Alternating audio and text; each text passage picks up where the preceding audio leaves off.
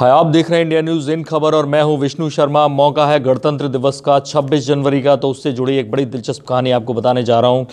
कैसे चुना गया वंदे मातरम की जगह राष्ट्रगान जन गण मन। आखिर इन दोनों का विवाद क्या था। 26 जनवरी से ठीक 2 दिन पहले 24 जनवरी को 1950 में एक संविधान सभा की मीटिंग बुलाई गई जहां ये तय हुआ। लेकिन उससे पहले 25 अगस्त 1948 की बात करेंगे, जब नेहरू जी ने एक स्पीच दी थी संविधान सभा में, और वो स्पीच काफ़ी कुछ तय कर गई कि क्यों चुना गया जनगण मन को वंदे मातरम की जगह राष्ट्रगान।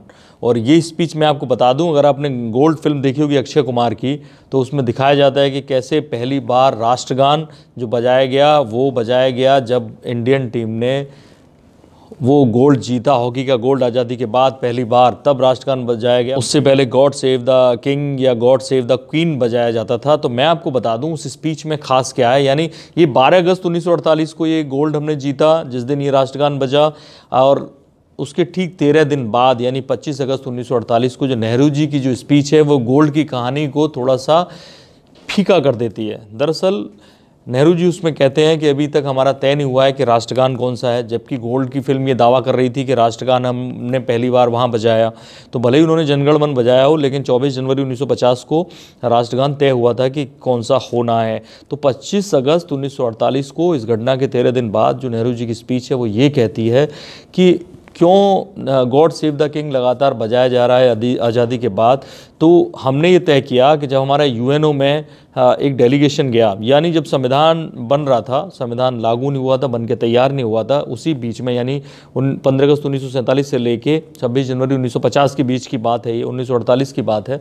यूएनओ में एक डेलीगेशन गया, इंडियन डेलीगेशन, तो वहाँ पर हर देश का राष्ट्रगान बजना था। तो भारतीय डेलीगेशन से एक राष्ट्रगान मांगा गया, तो उन्होंने फौरी तौर पर जनगण मन उन्हें बता दिया, और जनगण मन को विदेशी ऑर्केस्ट्रा ने वहाँ बजाया।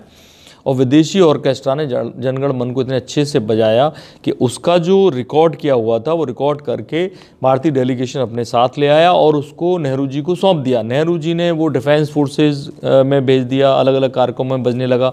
ऑफिशियली तय नहीं हुआ था कि वंदे मातरम नहीं होगा, जनगण मन होगा, लेकिन वो जनगण मन का जो रिकॉर्डेड वर्जन था उसको उन्होंने अलग अलग जो मुख्यमंत्री थे या राज्यपाल थे उनके पास भेजा। तब उन सबसे सलाह मांगी गई कि अब आप क्या चाहते हैं कि राष्ट्रगान कौन सा होना चाहिए। तो नेहरू जी ने अपनी स्पीच में बताया है कि केवल पश्चिम बंगाल की तरफ से आया कि वंदे मातरम राष्ट्रगान होना चाहिए, बाकी राज्यों ने नहीं कहा। तो नेहरू जी की स्पीच आप गूगल पे पढ़ सकते हैं 25 अगस्त 1948 की। उसमें वो कह रहे हैं कि कैसे जो वंदे मातरम है उसके हिस्टोरिकल बैकग्राउंड के चलते वो फिट नहीं बैठता कि उसे विदेशी ऑर्केस्ट्रा बजा सकें। तो अब आप लोगों को ये हैरत भरी बात लग सकती है कि विदेशी ऑर्केस्ट्रा अगर वंदे मातरम को नहीं बजा पाती, तो इसके लिए नेहरू जी ने, अब नेहरू जी की स्पीच तो यही कहती है कि कैसे उन्होंने वंदे मातरम पे जनगण मन को तरजीह दी। उसके बाद वो कह रहे हैं कि वंदे मातरम हमारा वैसे नेशनल सॉन्ग है और उसमें कितना पैशन है, लेकिन वो बात नहीं है जो अब उनकी स्पीच में जानी है, वो कौन सी बात नहीं है। तो ऐसे तर्क देकर नेहरू जी ने अगर सोचिए, अगर वहाँ पर जो यूएनओ का डेलीगेशन जहाँ गया था, यूएनओ के किसी कार्यक्रम में, वहाँ वंदे मातरम भेजा होता तो यानी उन्होंने जनगण मन ही भेजा था, उसी को बजाया गया, उसी के ऑर्केस्ट्रा का जो रिकॉर्डेड वर्जन आया विदेशी ऑर्केस्ट्रा का, वही सब जगह भेज दिया गया और उसके बाद ये चुना गया।